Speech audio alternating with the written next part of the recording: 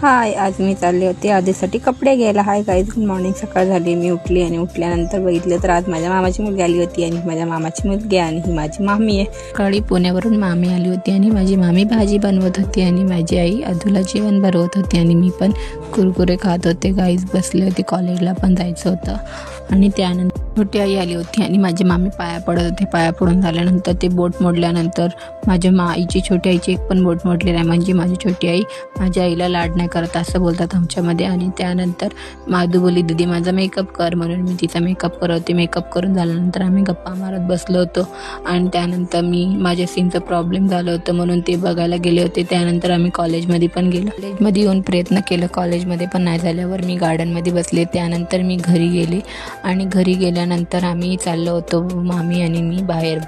आदूला साडी घ्यायची होती, readymade sari. अधूने dance घेतला आहे ना, त्यासाठी अधूला ग्रीन कलरची साडी होती. आणि त्यानंतर मीने आणि आईने मॅचिंग केलं होतं. आणि गाईज आम्ही इतके सारे दुकान फिरले, कमसे कम आम्ही 5-6 दुकान फिरले.